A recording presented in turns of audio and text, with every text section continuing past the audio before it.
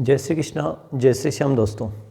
आज की कक्षा में हम बात करेंगे हिंदी भाषा के संदर्भ में संवैधानिक प्रावधान, क्योंकि विभिन्न प्रतियोगी परीक्षाओं में यहाँ से जो है कि हिंदी शब्द का प्रयोग कब हुआ, कौन कौन से अनुच्छेद हिंदी का जिक्र करते हैं, अनुच्छेद 343 क्या कहता है, अनुच्छेद 120 क्या कहता है, अनुच्छेद 210 क्या कहता है, या 22वीं अनुसूची में कौन कौन सी 8वीं अनुसूची में कितनी भाषाओं को शामिल किया गया है, या हिंदी भाषा का वर्णन कौन सी अनुसूची में है, कौन से भाग में है, इस प्रकार, या भारत भाषा अधिनियम कब पारित हुआ था, अंग्रेजी को असीमित समय के लिए राजभाषा कब बनाया गया। ऐसे प्रश्न विभिन्न प्रतियोगी परीक्षाओं में, चाहे हम शिक्षक भर्ती परीक्षा की बात करें और चाहे अन्य भर्ती परीक्षाओं की बात करें, ये भाषा से संदर्भी प्रश्न हो जाते हैं यहाँ से, और यहाँ से जो है जीके के प्रश्न भी निकल जाते हैं। तो चलिए कक्षा प्रारंभ करते हैं। मैं सुरेंद्र जहांगीर आप सभी का हार्दिक स्वागत करता हूँ हमारी कक्षा नव हिंदी प्रभा में। जैसा कि दोस्तों आप सभी को पता है, हम विगत कक्षा में हिंदी भाषा के संदर्भ में संवैधानिक प्रावधानों की चर्चा कर चुके हैं। एक बार यदि हम दोहराएं तो हम ये कह सकते हैं कि हमने बात की कि एक आयोग, कैबिनेट मिशन जुलाई 1946 में भारत आया। त्रिसदस्यीय आयोग था जिसमें पैथिक लॉरेंस उसके अध्यक्ष थे। समानुपातिक प्रतिनिधित्व प्रणाली के द्वारा चुनाव संपन्न हुए और संविधान सभा की प्रथम बैठक हुई 9 दिसंबर 1946। यहाँ हिंदी शब्द का कोई जिक्र नहीं हुआ और यहाँ अस्थायी अध्यक्ष चुना गया सच्चिदानंद सिन्हा को। फिर हमने 11 दिसंबर 1946 की बात की, डॉक्टर राजेंद्र प्रसाद को स्थायी अध्यक्ष बनाया गया। डॉक्टर राजेंद्र प्रसाद को ही नियम समिति का अध्यक्ष बनाया गया। फिर हमने आगे ये चर्चा की कि संविधान प्रारूप निर्माण का कार्य कब पूरा हुआ। यहाँ ये भी हमने चर्चा की कि हिंदुस्तानी के स्थान पर हिंदी शब्द कब स्वीकार किया गया और हिंदी को राजभाषा कब बनाया गया। यहाँ महत्वपूर्ण बात हमने की कि 14 सितंबर 1939 को संविधान सभा के सदस्य गोपाल स्वामी आयंगर ने एक प्रस्ताव रखा कि हिंदी को राजभाषा बनाया जाना चाहिए।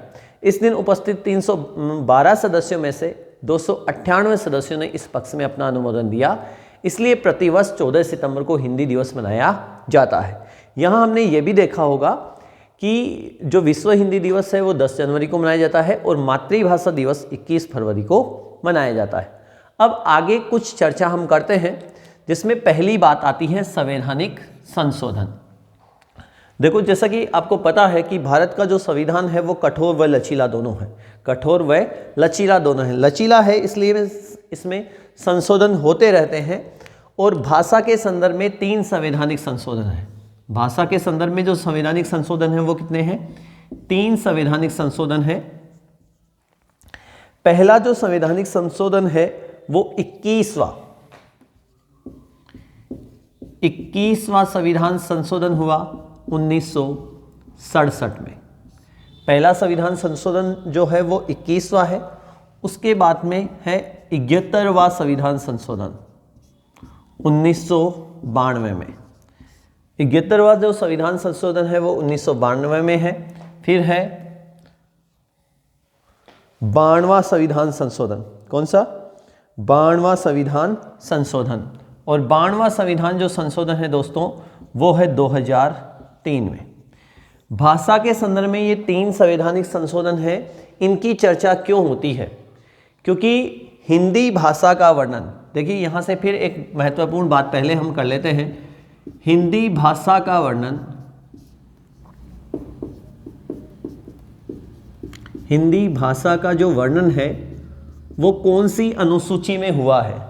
हिंदी भाषा का वर्णन हुआ है 8वीं अनुसूची में। कौन सी अनुसूची में हुआ है? 8वीं अनुसूची में हिंदी भाषा का वर्णन हुआ है। जब 8वीं अनुसूची में हिंदी का वर्णन हुआ है तो हम ये देखते हैं, जब संविधान लागू हुआ प्रारंभ में 8वीं अनुसूची में कितनी भाषाएं थी? तो प्रारंभ में जो भाषाओं की संख्या थी वो 14 भाषाएं थी। प्रारंभ में 8वीं अनुसूची के अंतर्गत कितनी भाषाएं थी? 14 भाषाएं प्रारंभ में थी। जब 14 भाषाएं प्रारंभ में थी, और कई बार ये प्रश्न आता है वर्तमान समय में 8वीं अनुसूची में कितनी भाषाएं हैं? तो 22 भाषाएं हैं। सीटेट वर्ष 2019, सीटेट वर्ष 2019 का यदि दोस्तों आपने प्रश्न पत्र देखा हो तो उसमें ये पूछा गया है कि 8वीं अनुसूची में वर्तमान समय में कितनी भाषाएं हैं। तो 8वीं अनुसूची में वर्तमान समय में जो भाषाओं की संख्या है वो कितनी है, 22। पहले कितनी थी, 14 भाषाएं थी। 14 भाषाओं को फिर वर्तमान समय में 22 हुई, कैसे हुई ये हम देख रहे हैं। पहला संविधान संशोधन हुआ 21वां संविधान संशोधन भाषा के संदर्भ में 1967 में। इसमें भाषा जोड़ी गई सिंधी, सिंधी भाषा को जोड़ा गया 21वें संवैधानिक संशोधन के द्वारा। सिंधी भाषा को 21वें संवैधानिक संशोधन के द्वारा जोड़ा गया, जो कि कब हुआ, 1967 में हुआ। कब हुआ, 1967 में हुआ। तो ये भी कहा जा सकता है, फिर परीक्षा में प्रश्न पुटअप हो सकता है कि पहले तो 21वां संविधान संशोधन कब हुआ, तो 21वां संविधान संशोधन हुआ 1967 में। 21वें संविधान संशोधन के द्वारा कौन सी भाषा जोड़ी गई, तो सिंधी। या संविधान निर्माण कार्य के जब से संविधान लागू हुआ उसके बाद में पहली भाषा कौन सी जोड़ी गई, तो कौन सी जोड़ी गई, सिंधी। प्रश्न कैसे भी पुटअप हो सकता है। फिर भाषा के संदर्भ में अगला जो संवैधानिक संशोधन है वो 71वां संविधान संशोधन, और 71वां संविधान संशोधन हुआ 1992 में। 71वां जो संविधान संशोधन हुआ वो कब हुआ, 1992 में। और यहाँ मित्रों 3 भाषाएं जोड़ी गई। कितनी भाषाएं जोड़ी गई, 3 भाषाएं जोड़ी गई, जिनमें पहली है मैथिली, कोंकणी, मैथिली व नेपाली, नेपाली। देखो पहले 14 भाषाएं थी, उसके बाद में 1967 में 21वां संविधान संशोधन हुआ, सिंधी भाषा को पहली बार जोड़ा गया। उसके बाद में 71वां संविधान संशोधन होता है 1992 में, जिसमें कोंकणी, मैथिली व नेपाली को जोड़ा गया। आपसे ये भी प्रश्न हो सकता है कि कोंकणी, नेपाली व मैथिली को कौन से संवैधानिक संशोधन में जोड़ा गया, या ये संविधान संशोधन कब हुआ। फिर है 92वां संविधान संशोधन, और 92वां संविधान संशोधन जो हुआ मेरे दोस्तों वो हुआ 2003 में। इसमें बोडो, डोगरी,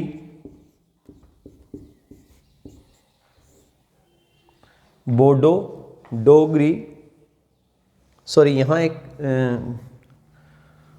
त्रुटि रह गई, मैथिली की जगह है यहाँ है मणिपुरी। मैथिली ना समझें इसे, ये है मणिपुरी भाषा। और बोडो, डोगरी, मैथिली और संथाली को जोड़ा गया 92वें संविधान संशोधन के द्वारा। पुनः एक बार चर्चा करते हैं कि हिंदी भाषा का वर्णन कौन सी अनुसूची करती है, 8वीं अनुसूची करती है। 8वीं अनुसूची में प्रारंभ में कितनी भाषाएं थी, 8वीं अनुसूची में प्रारंभ में 14 भाषाएं थी। वर्तमान समय में कितनी भाषाएं हैं, 22 भाषाएं हैं, जो प्रश्न आया सीटेट वर्ष 2019 में। फिर भाषा के संदर्भ में जो संवैधानिक संशोधन है वो कितने हैं, 3। पहला 21वां संविधान संशोधन कब हुआ, वर्ष 1967 में। सबसे पहले कौन सी भाषा जोड़ी गई, सिंधी जोड़ी गई। फिर 71वां संविधान संशोधन हुआ 1992 में, जिसमें कितनी भाषाएं, 3 भाषाएं, कोंकणी, मणिपुरी व नेपाली। कोंकणी, मणिपुरी व नेपाली। फिर 92वां संविधान संशोधन 2003 में, तो बोडो, डोगरी, मैथिली और संस्थाली। तो कुल मिला के पहले भाषाएं 14 थी, 15, 16, 17, 18, 19, 20, 21, 22। वर्तमान समय में जो भाषाएं हैं वो कितनी है, 22 भाषाएं हैं। अब यहाँ से फिर एक ध्यातव्य प्रश्न निकल जाता है, और वो प्रश्न ये है, विशेष लगा के हम लिख सकते हैं कि राजस्थानी भाषा को बार बार 8वीं अनुसूची में शामिल करने की मांग पुरजोर होती रही है, लेकिन अभी तक राजस्थानी भाषा को 8वीं अनुसूची में शामिल नहीं किया गया है। यदि परीक्षा में ऐसा प्रश्न आता है दोस्तों कि क्या 8वीं अनुसूची में राजस्थानी भाषा को शामिल किया गया है, तो 8वीं अनुसूची में राजस्थानी भाषा को शामिल नहीं किया गया है। अब देखिए, अब हम बात करते हैं हिंदी भाषा के संदर्भ में अनुच्छेदों की। हिंदी भाषा के संदर्भ में अनुच्छेदों की चर्चा करते हैं। यदि हिंदी भाषा के संदर्भ में अनुच्छेदों की हम चर्चा करें तो कुछ मूल जो अनुच्छेद है, मूल अनुच्छेद की यदि हम बात करें हिंदी भाषा के संदर्भ में, मूल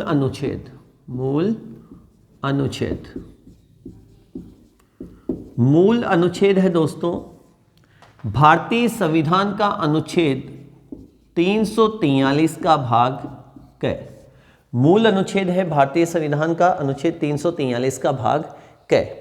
अब ये जो संविधान का अनुच्छेद 343 का भाग क क्या कहता है, इसमें क्या बातें हैं, ये जानने से पहले हम ये कह सकते हैं ये महत्वपूर्ण बात है, ध्यातव्य बात रहेगी ये, क्योंकि लगभग भर्ती परीक्षाओं में यहाँ से प्रश्न आता है कि हिंदी भाषा का मूलतः वर्णन कौन सा अनुच्छेद करता है, या भारतीय संविधान का अनुच्छेद 343 का भाग क क्या कहता है।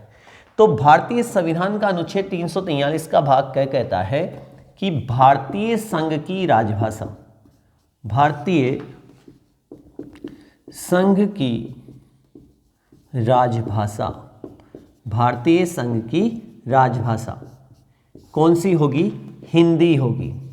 भारतीय संघ की राजभाषा जो होगी वो कौन सी होगी, हिंदी होगी। पहली बात, हिंदी को राजभाषा कहता है भारतीय संविधान का अनुच्छेद 343 का भाग क। और ये हम पहले चर्चा कर चुके हैं कि हिंदी को राजभाषा कब बनाया गया।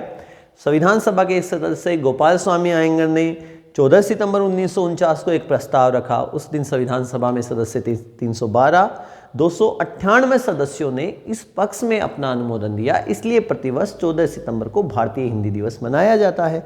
और ये बात भी हम कर चुके हैं कि राजभाषा किसे कहते हैं, तो राजभाषा है सरकारी कामकाज की भाषा, सरकारी कामकाज की भाषा। सरकारी जो कामकाज की भाषा है दोस्तों उसे कहा जाता है राजभाषा।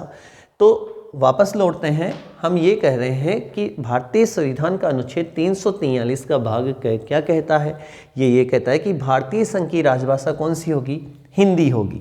दूसरी बात, लिपि कौन सी होगी, लिपि के बारे में कहता है कि जो लिपि होगी वो होगी देवनागरी। लिपि कौन सी होगी, देवनागरी होगी। और प्रयुक्त अंकों का रूप देवनागरी अंकों का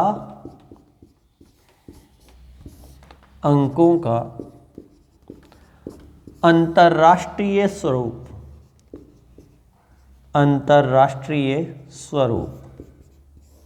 ये बात कहता है भारतीय संविधान का अनुच्छेद 343 का भाग क। पुनः सुनिए दोस्तों कि भारतीय संविधान का अनुच्छेद 343 का भाग क क्या कहता है। भारतीय संघ की राजभाषा कौन सी होगी, हिंदी। राजभाषा वह जो सरकारी कामकाज की भाषा होती है। और एक भाषा के 3 क्षेत्र होते हैं, राजभाषा, राष्ट्रभाषा और खड़ी बोली। ये हम विगत कक्षा में बात कर चुके हैं, जो वीडियो आप पहले की कक्षा का देख सकते हैं। उसके बाद में हमने बात की कि लिपि कौन सी होगी, देवनागरी होगी। लिपि कौन सी होगी, देवनागरी होगी।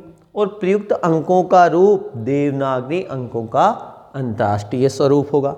अब ये बात समझने वाली है कि देवनागरी अंक कौन से हैं और इनके अंतर्राष्ट्रीय स्वरूप कौन से हैं। तो हम इधर लिख देते हैं। जैसे आपने कभी देखा होगा अपनी राजस्थानी भाषा में मूलतः उसे बड़ियों की भाषा कहते हैं। राजस्थानी भाषा में उसे क्या कहते हैं, बड़ियों की भाषा कहते हैं। कई बार आपने देखा होगा 1 ऐसे लिखा हुआ, 2 ऐसे लिखा हुआ, 3, 4, 5, 6। ये जो ऐसे अंक हैं दोस्तों, इन्हें कहा जाता है देवनागरी अंक। कौन से अंक कहे जाते हैं, देवनागरी अंक। और इनके जो स्वरूप हम लिखते हैं 1, 2, 3, 4, 5, 6, ये हैं इनके अंतर्राष्ट्रीय स्वरूप। ये कौन से स्वरूप हैं, अंतर्राष्ट्रीय स्वरूप। तो ये सब बातों का वर्णन करता है कौन सा अनुच्छेद, भारतीय संविधान का अनुच्छेद 343 का भाग क। कि भारतीय संघ की, भारत को एक देश नहीं बताया गया है, भारत को संघ बताया गया है, राज्यों का समूह है। जैसे कई बार प्रश्न ये भी आता है कि जम्मू कश्मीर को भारतीय संघ में कब शामिल किया गया, तो भारत को संघ बताया गया है। भारतीय संघ की राजभाषा हिंदी होगी, लिपि देवनागरी होगी और प्रयुक्त अंकों का रूप देवनागरी अंकों का अंतर्राष्ट्रीय स्वरूप होगा। ये बात कहता है भारतीय संविधान का अनुच्छेद 343 का भाग क। अब हम ये देखते हैं अन्य अनुच्छेद कौन कौन से हैं। अन्य अनुच्छेद कौन कौन से हैं? अनुच्छेद 120, 210 और 343 से लेकर 351, ये सब बात करते हैं राजभाषा अर्थात हिंदी भाषा अर्थात खड़ी बोली की। पुनः सुनिए कि जो मूल अनुच्छेद है वो तो है 343 का भाग क। इसके अलावा अन्य अनुच्छेद कौन कौन से हैं, जिसमें अनुच्छेद 120 है, 210 है, 343 से 351 है। 120 ये कहता है संसद में प्रयुक्त होने वाली भाषा के संदर्भ में चर्चा करता है। भारतीय संविधान का अनुच्छेद 120 संसद में प्रयुक्त होने वाली भाषा के संदर्भ में चर्चा करता है। भारतीय संविधान का अनुच्छेद 210 राज्य विधानमंडलों में प्रयुक्त होने वाली भाषा के संदर्भ में चर्चा करता है। राज्य विधानमंडलों में जो भाषा प्रयुक्त होगी उनके संदर्भ में चर्चा करता है अनुच्छेद 210। और अनुच्छेद 343 से लेकर 351 भाषा के संदर्भ में प्रावधान, भाषा के प्रावधान व राजभाषा आयोग, राजभाषा आयोग की बात कहता है अनुच्छेद 343 से लेकर 351। अनुच्छेद 343 से लेकर 351 जो कहता है वो भाषा के संदर्भ में प्रावधान और राजभाषा आयोग की बात करता है। और आप सभी को फिर यहाँ से महत्वपूर्ण बात याद रखनी पड़ेगी कि प्रथम राजभाषा आयोग का गठन कब किया गया था। तो वर्ष 1955 में प्रथम राजभाषा आयोग का गठन किया गया था। ये है हिंदी भाषा के संदर्भ में अनुच्छेद। एक बार पुनः रिपीट करते हैं। हम ये बात कर रहे हैं कि कौन कौन से अनुच्छेद हिंदी भाषा का जिक्र करते हैं। हम बार बार इसलिए दोहराते हैं दोस्तों क्योंकि मनोविज्ञान ये कहता है कि जो अभ्यास है इससे जो अधिगम है वो स्थायी हो जाता है। क्योंकि भाषा सीखने के मनोवैज्ञानिक चरण 4 हमने पढ़े विगत कक्षा में, आप वीडियो देख सकते हैं। उसमें पहला था जिज्ञासा, दूसरा प्रयत्न या तत्परता, तीसरा अनुकरण और चौथा अभ्यास। आप देख भी सकते हैं, आप समझ भी सकते हैं कि भाई प्राथमिक स्तर की कक्षाओं में बच्चे एक ही बात को बार बार दोहराते हैं। ये दोहराने का कारण क्या रहा मित्रों? दोहराने का कारण यही रहा कि बार बार अभ्यास से जो ज्ञान है वो स्थायी हो जाता है। और जीके के बारे में हमेशा याद रखना, जीके को आपको बार बार पढ़ते रहना है। यदि आप बार बार पढ़ते रहोगे तो निश्चित रूप से आपको जीके रटने की आवश्यकता नहीं होगी। तो पुनः हम चर्चा कर लेते हैं कि कौन कौन से अनुच्छेद जो हैं वो हिंदी भाषा का जिक्र करते हैं। तो मूल अनुच्छेद तो हुआ 343 का भाग क। मूल अनुच्छेद 343 का भाग क क्या कहता है कि भारतीय संघ की राजभाषा हिंदी होगी, लिपि देवनागरी होगी और प्रयुक्त अंकों का रूप देवनागरी अंकों का अंतर्राष्ट्रीय स्वरूप होगा। अब यहाँ हमने ये भी देख लिया कि राजभाषा किसे कहा गया, सरकारी कामकाज की भाषा। हिंदी को राजभाषा कब बनाया गया? 14 सितंबर 1949 को। लेकिन यहाँ से फिर एक महत्वपूर्ण बात निकल जाती है दोस्तों कि प्रारंभ में ये प्रश्न लगभग बार बना है। महत्वपूर्ण प्रश्न है, 3 स्टार रेटिंग वाला प्रश्न कह सकते हैं कि प्रारंभ में हिंदी को कितने वर्षों तक राजभाषा बनाया गया था। तो प्रारंभ में मेरे दोस्तों हिंदी को राजभाषा बनाया गया था 15 वर्षों तक। प्रारंभ में हिंदी को कितने वर्षों तक राजभाषा बनाया गया था? 15 वर्षों तक। फिर एक अधिनियम आता है, महत्वपूर्ण है, भारत भाषा अधिनियम 1963। भारत भाषा अधिनियम 1963। दोस्तों भारत भाषा अधिनियम 1963 की ये प्रमुख विशेषता है। सॉरी, मैं यहाँ गलत बताया, ये जो बात थी ये राजभाषा किसे और अंग्रेजी भाषा को, हिंदी के साथ अंग्रेजी को भी राजभाषा बनाया गया था। पुनः मेरी बात को मैं करेक्ट कर रहा हूँ कि 14 सितंबर 1949 को तो हिंदी को राजभाषा बनाया गया। फिर जब संविधान लागू हुआ तो प्रारंभ में अंग्रेजी को 15 वर्षों तक राजभाषा बनाया गया। ये बात है अंग्रेजी के लिए। किसके लिए? अंग्रेजी के लिए राजभाषा बनाया गया। लेकिन वह अधिनियम कौन सा है जिसने असीमित समय के लिए अंग्रेजी को राजभाषा के पद पर प्रतिष्ठित कर दिया? वह अधिनियम कौन सा है? भारत भाषा अधिनियम 1963, जिसने असीमित समय के लिए अंग्रेजी को राजभाषा के पद पर प्रतिष्ठित कर दिया। तो ये बात है अनुच्छेदों की। इसके अलावा अनुच्छेद 120 संसद में प्रयुक्त होने वाली भाषा के संदर्भ में चर्चा करता है।